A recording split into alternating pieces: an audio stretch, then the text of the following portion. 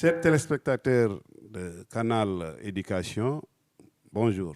Nous voici encore ensemble pour continuer notre travail mémoriel et ce travail de devoir de mémoire, comme nous l'avons toujours indiqué ici, tout cela dans la perspective de construire notre conscience historique. Cette conscience historique passe par, comme nous l'avons aussi rappelé, par des émissions du genre, avec d'éminents chercheurs qui ont fini, n'est-ce pas, de faire tout ce travail, mais qui demandait simplement à être partagé. Donc, cette émission est un véritable partage. C'est comme ça qu'il est conçu et perçu. Nous avons le plaisir de recevoir M. Olivier Sagna. Olivier Sagna, il faut le rappeler, est déjà passé il y a de cela quelques semaines. Nous l'avons accueilli sur ce plateau. Rapidement, rappeler que M. Sagna est titulaire et professeur titulaire de classe exceptionnelle en sciences de l'information à l'école de bibliothécaires, archivistes et documentalistes EBAT de l'Université Cheikh Anta Diop de Dakar. Alors, il nous avait parlé lors de son premier passage de Lamine Senghor, un pionnier méconnu des luttes anticolonialistes. Pour rappel, le professeur Olivier Sagna est historien et il a soutenu en 1981 un mémoire de maîtrise intitulé Lamine Senghor, 1889-1927, un patriote sénégalais engagé dans la lutte anticolonialiste et anti-impérialiste. Et plus tard, en 1986, une thèse de doctorat intitulée Des pionniers de l'indépendance méconnus, africains entiers et lutte anticolonialiste dans la France de l'entre-deux-guerres, 1919-1939. Dans cette nouvelle édition de Feuilles d'Histoire, nous lui redonnons la parole pour nous parler d'Émile Faure, un illustre Sénégalais qui a dédié sa vie à la lutte pour l'indépendance du Sénégal et qui est largement inconnu de nos compatriotes. Bonjour, M. Sagna. Bonjour, Monsieur Bey, et donc je remercie Feuilles d'Histoire de me donner à nouveau la parole, effectivement, pour parler de ces pionniers méconnus de ce que j'ai appelé lors de notre dernière émission la longue marche pour l'indépendance. Alors, effectivement, la dernière fois, nous avions parlé de Lamine Senghor, qui a été malgré tout, je dirais, sorti des oubliettes, qui commence à être connu de nos compatriotes, notamment à travers le fait que l'on ait donné son nom à un CEM à Joal. Mais aujourd'hui, je vais vous parler d'un autre pionnier de cette lutte pour l'indépendance qui, lui, est vraiment inconnu de nos compatriotes. Il s'agit d'Émile Faure. Alors, très bien, justement, qui est Émile Faure? Alors, ce personnage historique quasiment inconnu, n'est-ce pas, du grand public et même de certains milieux universitaires. Qu'est-ce qui explique alors cet état de fait? Oui, tout à fait. Alors, Émile Faure, effectivement, comme vous le dites, il est largement inconnu donc du grand public, mais également de l'historiographie sénégalaise. Alors, Émile Faure, c'était un métis saint-louisien. Il est né à Saint-Louis le 19 novembre 1892. Son père était un employé d'une maison de commerce française, Morel et Prom, à Saint-Louis. Et sa maman est présentée, sans qu'on ait beaucoup plus de précision, comme une descendante de l'Almami Samori Touré. Et tout ce que l'on sait, c'est que sa maman s'appelle Mama Touré. Alors, comme beaucoup je dirais, d'Africains privilégiés à l'époque, il a été envoyé faire ses études à Bordeaux. Il est allé au lycée Saint-Genès, c'était un brillant élève, et ensuite il a fait l'école des arts et métiers, hein, qui est une des plus anciennes et plus prestigieuses écoles d'ingénieurs françaises. et il sortira de cette école comme ingénieur et il commencera une carrière dans une société dont le nom est connu jusqu'à présent, Guinard, qui faisait des pompes pour pomper de l'eau. Et donc, il va travailler dans ce bureau d'études. Que sait-on de son parcours? Alors, ce que l'on sait du parcours, on va dire du parcours militant d'Émile Faure, on commence à voir dans les archives des éléments sur lui.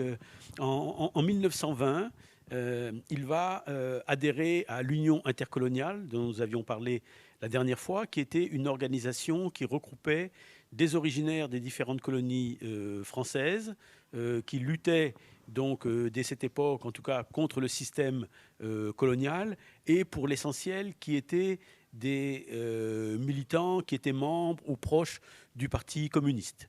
Dans cette union intercoloniale, hein, pour mémoire, a milité justement en 1920 Ho Chi Minh, hein, le père de l'indépendance du Vietnam, quelqu'un comme Messali Hadj, qui sera un des pères du nationalisme algérien, un malgache Jean Ralaimunj, qui est un des pères du nationalisme malgache. Et donc, il va être membre de cette association, l'Union intercoloniale, qui publiait un journal qui s'appelait le Paria. Un petit peu plus tard, on retrouve la trace d'Émile Faure dans une organisation dont nous avions parlé lors de l'émission consacrée à Lamine Senghor, qui s'appelle la Fraternité africaine.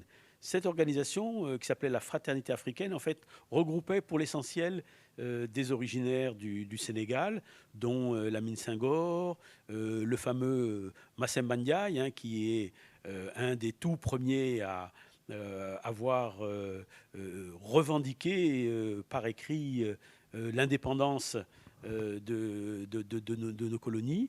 Et donc, Émile Faure va adhérer à cette association en 1924. Il en deviendra même le président. Mais cette association, la Fraternité africaine, va tomber en léthargie et n'aura pas beaucoup d'action. On retrouve encore le nom d'Émile Faure dans un projet qui avait été initié par un militant aussi anticolonialiste bien connu, d'origine haïtienne, mais qui vivait en France, Camille Saint-Jacques. Et Camille Saint-Jacques va lancer le projet de créer un journal intitulé Le Courrier des Noirs. Et donc, Émile Faure va s'engager également dans cette initiative qui, malheureusement, n'aboutira pas. Et c'était lui qui était le trésorier de ce projet. Très bien. Mais dans quelles circonstances Émile Faure, qui n'était pas très connu, n'est-ce pas, alors des milieux proches, n'est-ce pas, de la lutte anticoloniale, alors, en tout cas, les plus en vie aura, n'est-ce pas, l'occasion de s'affirmer? C'est dans quelles circonstances? Oui, alors effectivement, paradoxalement, bien que Émile Faure ait connu Lamine Senghor dans le cadre de l'Union intercoloniale, dans le cadre de la Fraternité africaine, on ne voit pas apparaître le nom d'Émile Faure lors de la création du comité de défense de la race nègre et du lancement du journal La Voix des Nègres par Lamine Senghor. Et tant que Lamine Senghor sera à la tête de cette organisation, puis par la suite de la Ligue de défense de la race nègre, on ne verra pas apparaître Émile Faure parmi les figures de proue de cette lutte anticolonialiste. C'est suite au décès de Lamine Senghor en novembre 1927 qu'il va prendre un rôle beaucoup plus important, puisque en fait il va devenir le président de la Ligue de défense de la race nègre, dont le secrétaire général était à l'époque le Malien Tiemoko Garane Kouyaté, et qui publiait donc le journal la race nègre. Donc il va être le président de la Ligue de défense de la race noire, et c'est à partir véritablement de cette période qu'Émile Faure, on peut dire, je dirais, va jouer les premiers rôles, en tout cas sur la scène anticolonialiste africaine. Est-ce qu'il était, comme beaucoup de ses compatriotes africains et antillais, proche, n'est-ce pas, du Parti communiste français? Quelles étaient ses relations? Alors, pas du tout. C'est justement ce qui fait la singularité de ce personnage historique, d'Émile Faure, contrairement à Lamine Senghor, à Tiemoko Garane Kouyaté et à d'autres qui étaient dans ces organisations. Émile Faure n'a jamais été ni membre du Parti communiste, ni même sympathisant du Parti communiste français.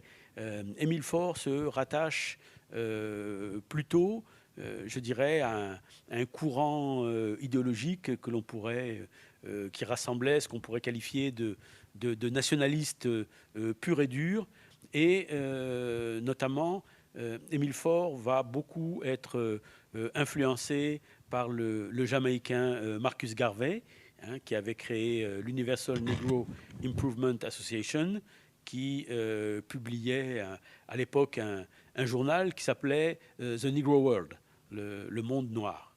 Il est évident que s'il était un peu distant du Parti communiste alors français, naturellement, je vois mal comment au sein de ces organisations, alors il pourrait s'entendre avec certaines fortes têtes comme alors le Malien que vous venez de citer, alors, et les autres. Quels étaient donc ces rapports avec ces gens-là? Effectivement. Alors, il faut se replonger dans le contexte de l'époque. Hein. Une organisation, d'abord le Comité de défense de la race nègre, puis la Ligue de défense de la race nègre, n'étaient pas des organisations communistes en tant que telles. Mais elles bénéficiaient d'un fort soutien du Parti communiste français et un certain nombre de leurs membres étaient donc soit des membres du Parti communiste français ou des sympathisants. Mais il y avait dans ces organisations donc, qui rassemblaient des Antillais et des Africains engagés dans les luttes anticolonialistes, eh bien, il y avait un certain nombre de personnes qui ne partageaient pas ces idéaux. Donc c'était le cas d'Émile Faure, c'est également le cas d'un avocat guadeloupéen, Isaac Béton, qui était avec lui dans la Ligue de défense de la race nègre. Et très rapidement, il va y avoir des frictions, je dirais, entre ces deux courants. Notamment en 1930, Tiemoko Garane Kouyaté va se rendre à Moscou pour participer au 5e congrès de l'Internationale syndicale rouge. Alors, comme son nom l'indique, c'était en fait une organisation qui rassemblait les syndicats à travers le monde, dominés et animés, je dirais, par des militants communistes. Et à l'occasion donc de ce 5e congrès de l'Internationale syndicale rouge, Tiemoko Garane Kouyaté va notamment être nommé membre du comité exécutif d'un comité syndical international des ouvriers nègres. Et à cette occasion, dans cette rencontre, Tiemoko Garane Kouyaté va rencontrer des gens comme, qui deviendront célèbres beaucoup plus tard. Il va rencontrer Georges Padmore. Il va rencontrer Jomo Kenyatta, hein, qui sera le président du Kenya, Albert Nzula, le Sud-Africain, également, hein, je dirais presque un de nos compatriotes, Edward Small, qui était un Gambien, qui était également engagé dans les luttes anticolonialistes. Il y avait aussi un Togolais. Oui, il y avait des Nigérians, donc il y avait toute une série et bien entendu des membres également des Sud-Africains et des membres du Parti communiste américain. Alors, vous parliez de comment cohabitaient ces gens. Eh bien, justement, à son... Tiemoko Garane Kouyaté va, à la fin de ce congrès, faire un voyage en URSS. Il va également s'arrêter en Allemagne, où il sera en contact avec Willy Mutzenberg, dont nous avions parlé l'année dernière fois, qui avait organisé le fameux congrès de Bruxelles en 1927. Et donc, de retour à Paris, je dirais, l'aile nationaliste va être très remontée contre Tiemoko Garane Kouyaté pour ce séjour en URSS et tous ses contacts avec le mouvement communiste international.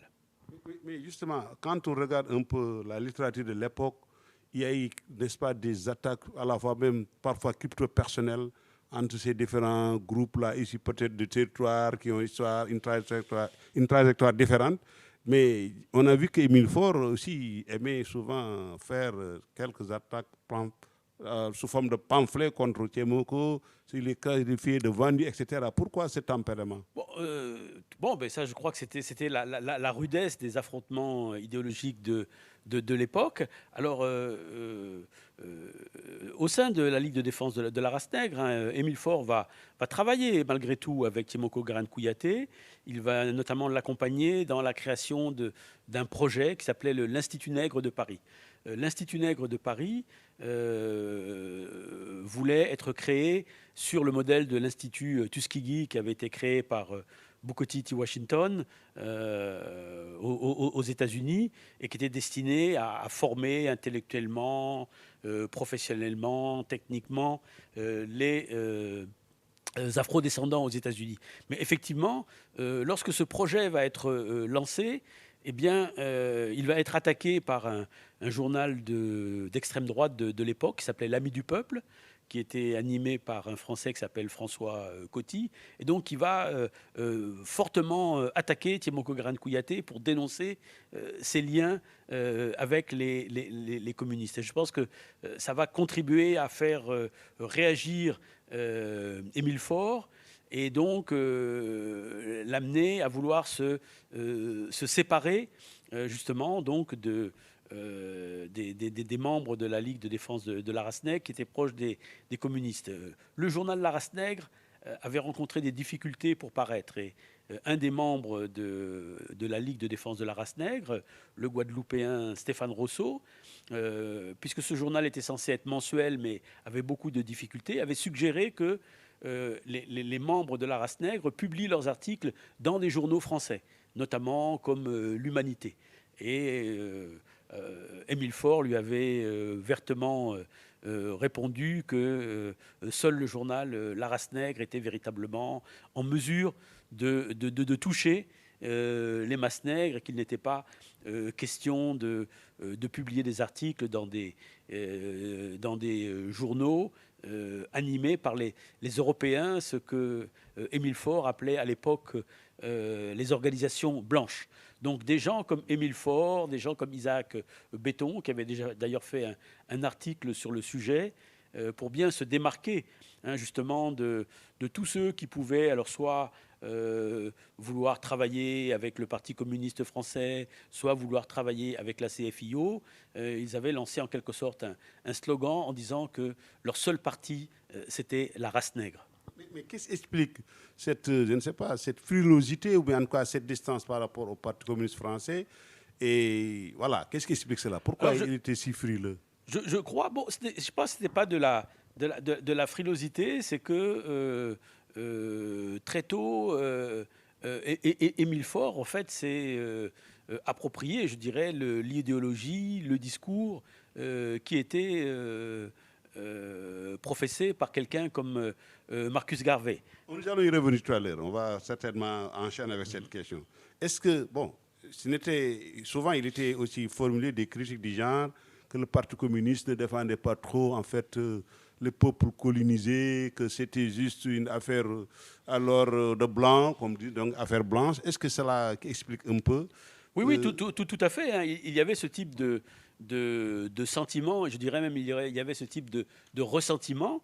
Il y avait un certain nombre de colonisés, et ça dans les différents territoires, qui estimaient que bien que le Parti communiste français était à l'époque la principale organisation politique française à tenir un discours anticolonialiste radical, parce que la CFIO avait un discours qui était beaucoup plus feutré, eh bien, malgré tout, je dirais, les colonisés avaient l'impression que le Parti communiste français, entre guillemets, n'en faisait pas assez, mais surtout, il y a eu très tôt, je dirais, une volonté d'autonomie, pour ne pas dire d'indépendance. C'est-à-dire qu'y compris les originaires de ces différentes colonies qui pouvaient être membres du Parti communiste français, eh bien, ils ont voulu avoir leur propre autonomie, avoir la possibilité de penser comment devait être menée la lutte anticolonialiste dans les différents territoires, et donc une volonté, encore une fois, d'autonomie, tout en restant dans la mouvance à l'époque du mouvement communiste international, mais de revendiquer donc cette autonomie, cette indépendance. Est-ce que sur le contexte historique, on parle d'entre-deux-guerres, est-ce que cela aussi n'expliquait pas un peu que le Parti communiste préféra alors de s'occuper des questions européennes que peut-être de colonies? Oui, alors ça, c'est quelque chose qui va venir par la suite. D'abord, il y a une première étape, je dirais en quelque sorte, une première grande rupture dans le soutien du Parti communiste français aux luttes anticolonialistes. Ça va être la victoire du Front populaire, associant le Parti communiste français et la SFIO aux élections de 1936. Très bien. Maintenant, vous disiez donc qu'il était plus proche n'est-ce pas, de Marcus Garvey. Donc, sa pensée était adossée à l'idéologie donc de garveyiste. Mais en fait, quelles sont les grandes lignes de cette idéologie? Mais les grands... Alors, Marcus Garvey a été très prolixe, il a écrit de nombreux ouvrages, mais véritablement, c'est d'abord de mettre en avant la question de la race et de la race nègre, hein, puisque également le journal que publie Marcus Garvey s'appelle le Negro World, hein, c'est important, le monde nègre. La vision de Marcus Garvey, c'est que l'Afrique devienne un État indépendant. Il y a tout un discours sur le fait que l'économie de ces territoires doit être dirigée par des Africains. C'est également en direction des afro-descendants, hein, qu'ils soient soit aux États-Unis ou dans les îles de la Caraïbe, comme la Jamaïque, d'où était originaire Marcus Garvey. Le mot d'ordre du retour en Afrique, hein, Back to Africa, et le slogan phare, l'Afrique aux Africains. Donc Marcus Garvey a toujours refusé, y compris aux États-Unis, et c'est ce qui le différenciait un petit peu des actions et du discours de l'idéologie développé par l'autre grand panafricaniste Webb Du Bois, hein, de la Negro Association for the Advancement of Colored People, qui publiait le journal The Crisis, qui, lui, cherchait à trouver, je dirais, au sein de la société américaine, de trouver des alliances pour faire avancer, je dirais, la cause des afro-descendants. Marcus Garvey, lui, s'est toujours refusé à ce type de démarche, et pour reprendre un petit peu leur phraséologie, de toute compromission avec des organisations dans lesquelles il pouvait y avoir donc des blancs. Et donc c'est ça véritablement ce qui fait le socle du garvéisme, de mettre en avant la race nègre, l'Afrique, et c'est dans ce courant idéologique que s'est inscrit Émile Faure et d'autres de ses camarades. Avant peut-être de revenir sur les actions concrètes d'Émile Faure en Afrique, lui et ses camarades, mais retournons un peu sur le garvéisme. Est-ce qu'il ne prônait-il pas une idéologie trop idéale pour l'Afrique? Est-ce qu'il n'idéalisait pas trop l'Afrique? Oui, bon, effectivement. Hein, alors ça, c'est dans la, c'est une des caractéristiques justement de ce qui est à l'origine du panafricanisme, hein, que les gens oublient parfois, parce que lorsque l'on parle aujourd'hui du panafricanisme, les gens mettent toujours parmi les pères fondateurs, et bon, il fait partie, en tout cas, des figures de proue, quelqu'un comme Kwame Nkrumah. Mais ce que l'on oublie souvent, c'est que le panafricanisme en tant que tel est né en dehors d'Afrique. Il est né dans les Antilles anglaises, notamment la Jamaïque, Trinidad et Tobago. Marcus Garvey a ensuite émigré aux États-Unis. Donc, ce mouvement autour de, on va dire, la conscience africaine, la revendication d'une origine africaine, la nécessité de l'unité des peuples noirs. Hein. Dans cette Caraïbe aussi, il ne faut pas oublier qu'il y a Haïti, le premier État noir indépendant. Donc, c'est dans ce contexte-là qu'est né le panafricanisme, hein, qui tiendra sa première conférence en 1900 à Londres. Et alors, il est clair qu'on peut voir une certaine idéalisation de l'Afrique, puisque à la base de ce mouvement panafricaniste, eh bien, il y avait des gens qui avaient certes des racines africaines, mais des racines qui étaient relativement anciennes, qui avaient peut-être un certain héritage culturel africain, mais quant au fond, qui connaissaient relativement peu de choses de l'Afrique. Et si on se rapporte à ce qui s'est passé sur le continent africain, dans des pays comme le Libéria et notamment la Sierra Leone, ce sont des afro-descendants qui sont venus se réinstaller en Afrique dans le cadre d'une société qui s'appelait une société de colonisation. Et les événements, hein, que l'on a connus par la suite au XXe siècle, notamment au Libéria, où on a eu, eh bien, quant au fond, une révolte des populations locales, autochtones, contre cette élite d'origine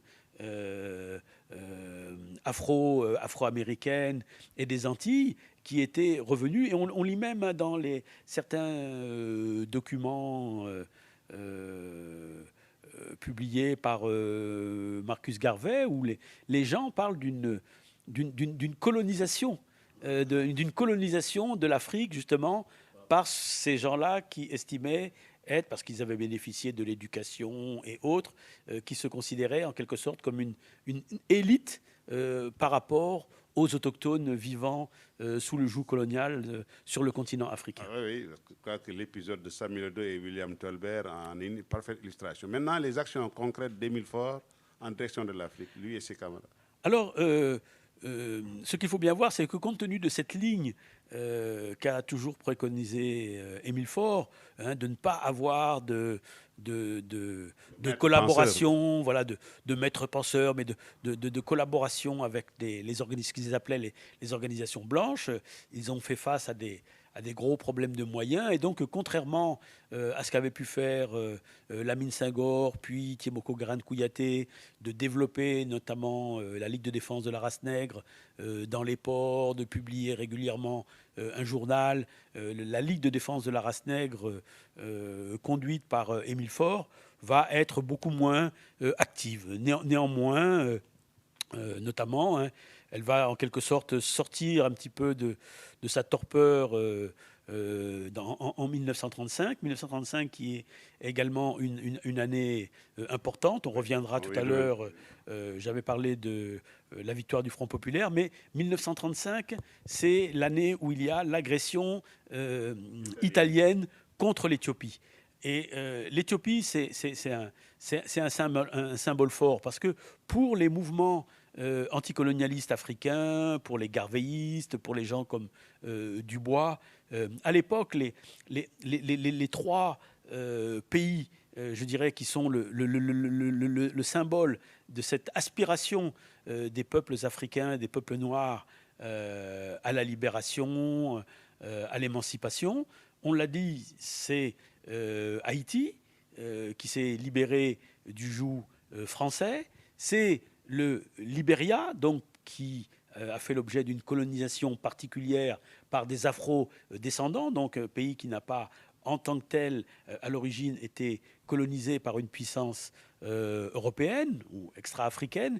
Et puis, l'autre pays important, c'est l'Éthiopie, qui était donc sur le sol africain un des rares pays, et en plus un royaume millénaire, puisqu'il remonte à la reine de Saba, qui n'avait pas été donc colonisés par les puissances européennes. Donc lorsqu'en 1935, l'Italie fasciste de Mussolini eh bien, a des velléités, elle aussi, puisqu'elle avait été exclue à l'époque de la conférence de Berlin du partage de l'Afrique.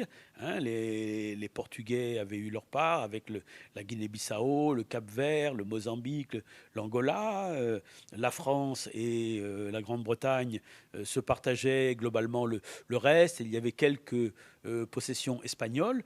Donc les Italiens se disent que voilà, ils vont tenter leur chance et ils vont tenter aussi de s'approprier une partie du territoire africain, et ils vont jeter leur dévolu sur l'Éthiopie, mais l'Éthiopie va résister, et tout de suite ça va susciter parmi ces organisations panafricaines un important mouvement de soutien où il va y avoir une certaine conjonction, puisque l'Italie de Mussolini, donc faisant partie des dictatures de l'époque, avec l'Espagne franquiste, la montée du nazisme en Allemagne.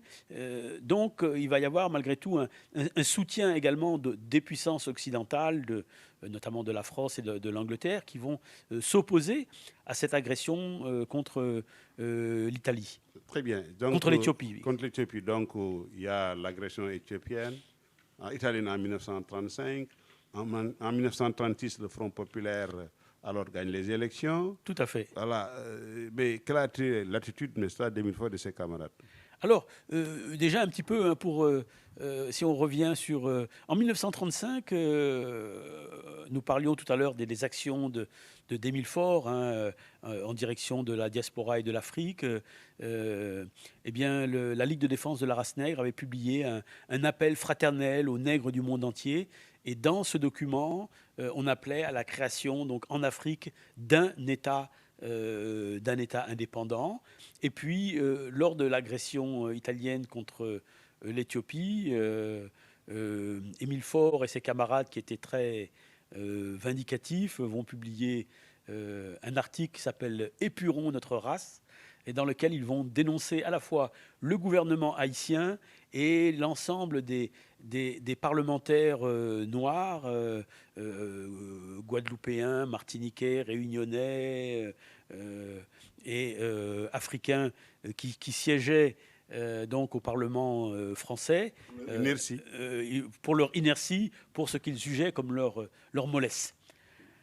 Alors vient 1936 et la victoire du Front populaire qui, je le disais tout à l'heure, va marquer également un tournant dans les luttes anticolonialistes, puisque de 1920 jusqu'à 1936, les luttes anticolonialistes avaient bénéficié donc de l'appui principalement du Parti communiste français, mais également de la SFIO, qui dénonçait régulièrement les scandales, les injustices qui pouvaient exister dans les colonies.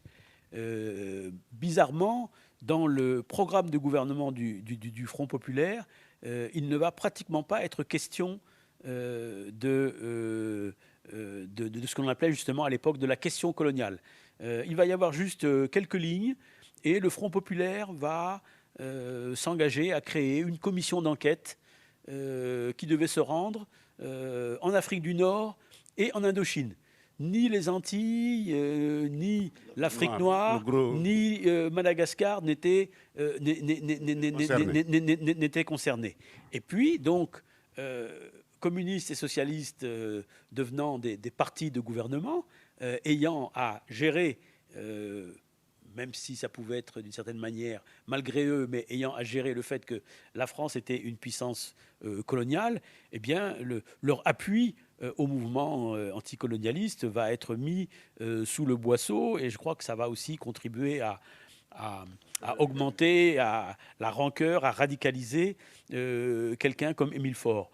Alors, durant cette période, il va y avoir des Indochinois qui vont tenter de recréer l'union intercoloniale qui avait existé au début des années 20, et ils vont lancer un projet de créer donc ce qu'ils appellent un rassemblement intercolonial, qui se voulait en quelque sorte donc remise à niveau, à l'ordre du jour de l'Union intercoloniale. Alors, quand Émile Faure va être contacté, tout de suite, c'était quelqu'un de très suspicieux. Il va faire un certain nombre d'enquêtes et poser des questions parce qu'il voyait derrière la création de ce rassemblement intercolonial la main du Parti communiste français. Mais finalement, il va accepter de s'engager dans cette mouvance. Et donc le rassemblement intercolonial, pour éviter ce qui s'était passé également au sein de l'Union intercoloniale, où on reprochait à un moment, d'abord, dans un premier temps, aux Indochinois, puis après aux Nord-Africains, d'avoir mis la main, en quelque sorte, sur cette organisation et de la diriger sans tellement prendre en compte l'avis des originaires des autres colonies. Donc le rassemblement intercolonial va créer une vice-présidence avec 4 vice-présidents. Et Émile Faure va être le vice-président pour l'Afrique.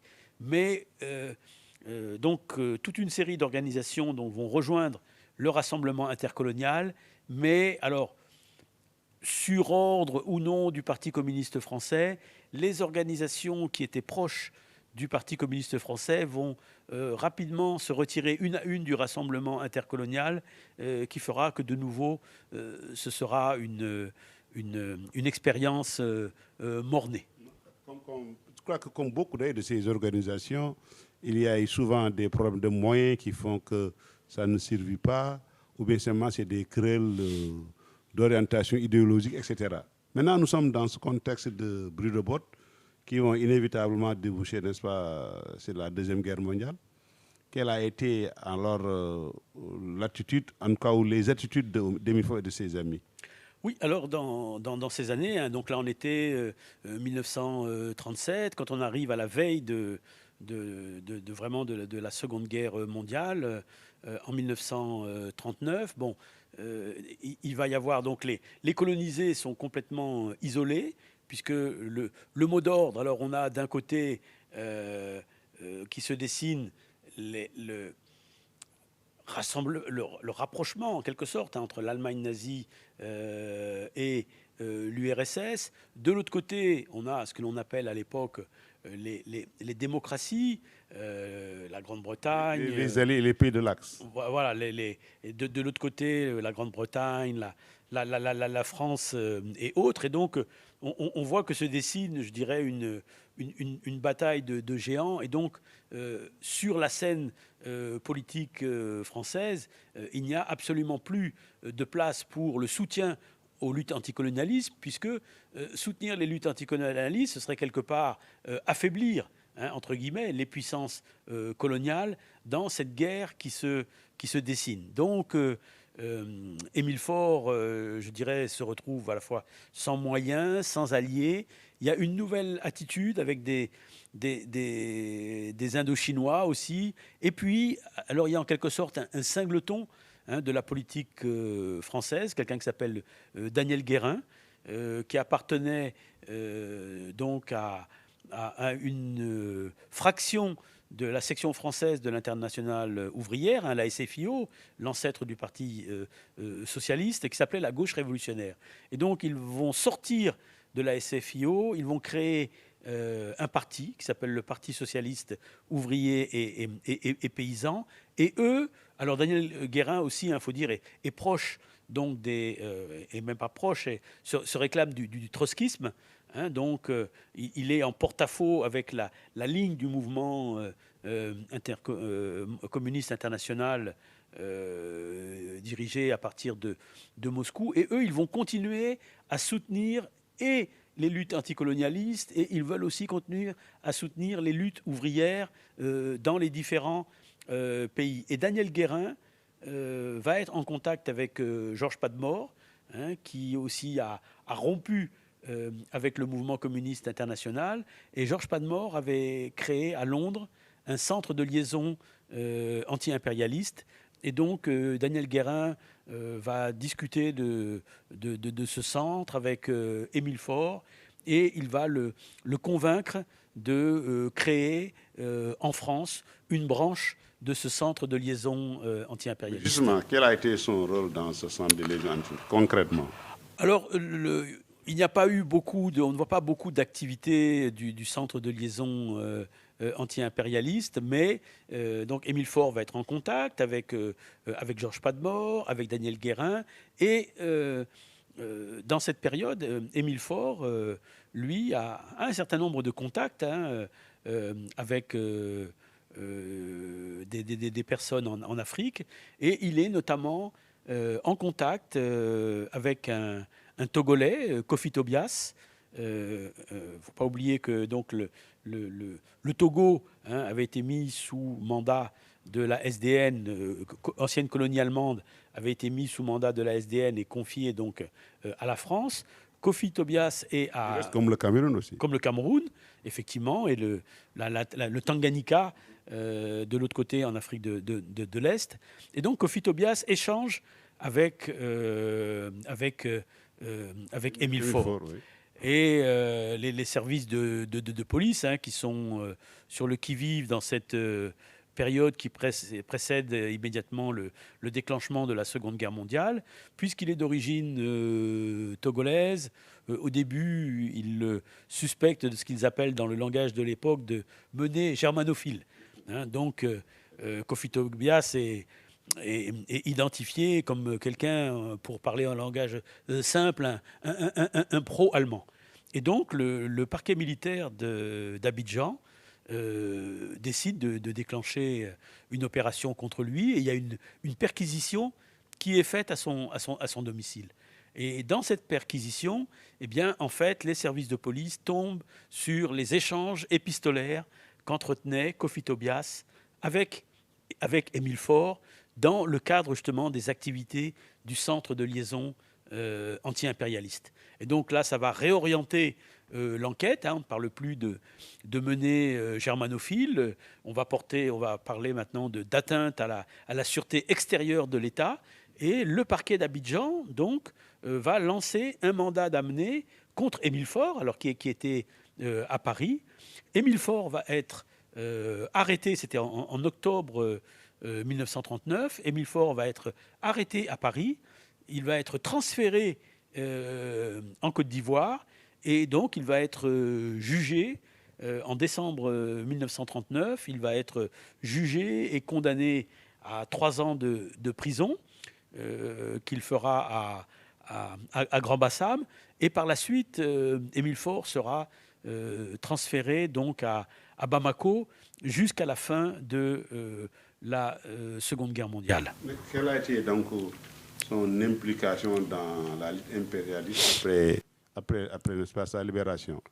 Oui, alors à sa libération en 1944, Émile Faure va quitter le Mali et il va retourner au Sénégal chez sa sœur, Jeanne Faure. Il va rester un certain temps à Saint-Louis, et puis il va rentrer en France, où il va reprendre son travail d'ingénieur. Il ne va pas pour autant abandonner la lutte anticolonialiste. Il va se mettre notamment à écrire. Il va écrire un pamphlet qui s'appelle Méprisons, et dans lequel il va raconter les conditions terribles dans lesquelles il avait été incarcéré. Il dira qu'il avait été mis au secret pendant 7 mois, dans un endroit où il n'y avait pratiquement pas de lumière. Il a perdu toutes ses dents. Il avait du mal à parler. Il avait des hallucinations. Et de nouveau, il republiera dans le journal The Crisis de Webb Dubois, donc dans un numéro sous le titre vraiment très parlant, Black Terror in French Africa, pour expliquer un petit peu ce qu'il avait vécu. On revoit encore une de ses activités dans les années 50, où il va préfacer l'ouvrage d'un Haïtien, Ludovic Oscar Lacombe, qui avait publié un ouvrage sur le rôle émancipateur de la République d'Haïti.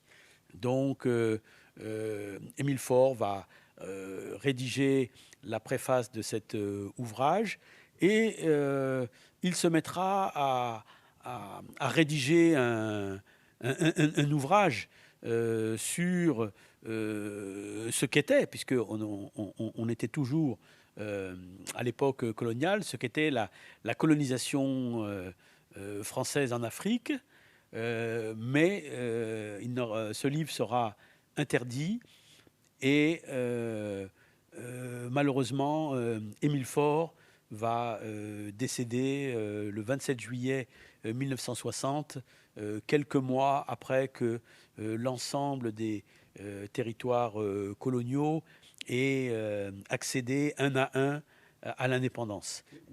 Justement, donc lui, il est mort juste au moment où nous pouvons accéder à l'indépendance. Donc maintenant, la question qui se pose est comment faire pour réhabiliter ces grands militants anticolonialistes. Oui, tout à fait. Alors, ce qu'on peut préciser également, c'est que, bon, en l'état actuel de la documentation, nous n'avons pas eu, on n'a pas trouvé d'éléments montrant qu'Émile Faure aurait pu être en contact avec les gens qui ont conduit nos pays à l'indépendance, les Abdoulaye Ly, les Waldio Ndiaye, les Amadou Mokhtar Mbow. Nous n'avons pas d'éléments tangibles indiquant qu'il aurait été en contact avec le mouvement qui avait pris pied dans les colonies françaises à la veille de l'indépendance. Alors, effectivement, hein, on s'aperçoit que Émile Faure, c'est vraiment là aussi quelqu'un qui a dédié sa vie au combat anticolonialiste, qui a dédié sa vie à la lutte pour l'émancipation des peuples africains, et il mérite véritablement, comme nous l'avions évoqué la dernière fois pour Lamine Senghor, il mérite d'être réhabilité, d'avoir sa place, encore une fois, dans notre panthéon national, dans notre mémoire collective. Et le 4 avril dernier, les nouvelles autorités ont dans un geste symbolique très fort, décidé de débaptiser l'avenue du Général de Gaulle pour lui donner le nom de Mamadou Dia, qui est aussi un des pères de l'indépendance de notre pays. Je crois que Émile Faure étant un Saint-Louisien, je crois que dans ce mouvement où nous cherchons à nous réapproprier notre mémoire, notre histoire collective, pourquoi pas, en dehors de retracer son combat, encore une fois, dans les programmes scolaires, pourquoi ne pas débaptiser le lycée Charles de Gaulle de Saint-Louis et lui donner le nom de ce digne fils de Saint-Louis qui a été Émile Faure, et encore une fois, qui a consacré sa vie jusqu'à sa mort à la lutte pour l'émancipation de nos peuples. Oui, faire comme on a fait pour Mamadou Dia, les réhabiliter, et Saint-Louis reste, je crois, le lieu le plus indiqué. Et vous avez déjà montré la voie en disant que pourquoi pas. Je crois maintenant, concrètement, à votre niveau, qu'est-ce que vous pouvez faire pour faire bouger les lignes, avant peut-être de vous demander votre mot de la fin? Ben, ce que nous pouvons faire, nous, pour bouger les lignes, récemment, donc, j'ai publié dans le journal Sud Quotidien, que je remercie, hein, un portrait d'Émile Faure, comme j'avais également publié dans Sud Quotidien un portrait de Lamine Senghor. C'est d'attirer, et j'ai fait en sorte que ces articles soient portés à la connaissance des hautes autorités de ce pays, et voilà, les encourager pour aller dans cette direction. Nous avons vu que récemment, y compris dans un pays comme la Côte d'Ivoire, on a débaptisé le boulevard Valéry Giscard d'Estaing pour lui donner le nom du président Houphouët-Boigny, et on interrogeait des Ivoiriens dans la rue qui disaient qu'eux, ils ne savaient pas qui était Valéry Giscard d'Estaing. Donc je crois qu'il faut véritablement enclencher ce mouvement, qui doit être un mouvement à l'échelle du pays, pour que l'on donne aux rues, aux avenues, aux boulevards, aux places de nos principales villes des noms de héros nationaux, de personnes qui ont joué un rôle dans l'histoire de notre pays, des gens qui représentent quelque chose pour les Sénégalais et les Sénégalaises. Et donc, nous invitons fortement voilà, les autorités à ce qu'elles donnent des recommandations aux mairies pour justement que l'on engage ce mouvement, parce que il est tout à fait anormal que près de 65 ans après notre indépendance, que dans les différentes villes du pays, il y ait encore des artères qui soient au nom, à la gloire de nos oppresseurs. De nos oppresseurs, des gens qui nous sont colonisés. Si vous avez, je m'étais amusé une fois à regarder, si vous regardez dans la ville de Paris, vous ne verrez même pas une impasse Jules César. Les Romains, les Italiens d'aujourd'hui qui ont conquis la Gaule, mais alors que, bon, ben, aujourd'hui, je dirais, Jules César ne représente pas l'ennemi héréditaire pour les Français, mais c'est un symbole fort. Il n'y a aucune rue, impasse, boulevard Jules César à Paris, parce que ben, c'est les Romains, c'est le symbole d'un peuple qui a conquis la Gaule, qui est devenue la France à un moment donné. Absolument. Et donc, il est tout à fait, je dirais, inadmissible, encore une fois, que 65 ans après l'accession à l'indépendance de nos pays, globalement, qu'il y ait toujours ce type de relique. Et il est grand temps, encore une fois, que lorsque nous, nos enfants, nous nous promenons dans les rues de nos villes, et bien que nous y voyons les noms de Ndaté Yalla, de Lat Dior, de Aline Sitoé Diatta, de El Hadj Fouti Outal, d'Émile Faure et de Lamine Senghor. Je crois que, pour ne pas tuer aussi les chercheurs, les universitaires, ce travail aussi est le leur. Hein. Je crois qu'ils doivent le porter, parce que je crois que aussi les gens souvent ignorent tout cela. Non, tout à fait. Je pense que c'est notre responsabilité, hein, je dirais, en tant qu'historien, que d'être capable justement de documenter, parce que lorsque l'on demande à une autorité de baptiser une rue, une avenue, un boulevard du nom de telle ou telle personne, eh bien, il est normal que ça s'appuie sur un dossier où on justifie pourquoi il est important de donner le nom de telle ou telle personne. Et effectivement, c'est notre travail d'historien, et c'est effectivement à nous de porter ce plaidoyer auprès des différentes autorités. En tout cas, on n'en finira jamais de s'en régaler, parce que finalement, l'histoire est ce qu'elle est. Elle est cette discipline qui, comme disait l'autre, la mère de toutes les sciences. On apprend chaque jour, et on dirait que chaque jour on apprend quelque chose de nouveau. Et je crois que c'est surtout aussi le but de cette émission. Maintenant, quel est votre mot de la fin? Non, ben encore une fois, vous renouvelez mes remerciements et mes encouragements. Je pense que cette émission Feuille d'Histoire mériterait de pouvoir être diffusée sur des canaux beaucoup plus larges, pour avoir touché une audience beaucoup plus importante, et pourquoi pas songer à un partenariat entre Canal Éducation et notamment l'émission Feuille d'Histoire avec la RTS, qui est notre télévision nationale, que pour, dans un créneau de grande écoute, eh bien, les émissions que vous faites puissent être rediffusées en direction d'un grand nombre de Sénégalais. C'est déjà une piste de réflexion. Je crois que ceux qui nous écoutent, peut-être, vous ont bien entendu. En tout cas, merci d'avoir encore accepté une fois de plus notre invitation. Chers téléspectateurs de Canal Éducation, alors merci d'avoir assisté encore une fois de plus avec nous cette belle émission de Feuille d'Histoire.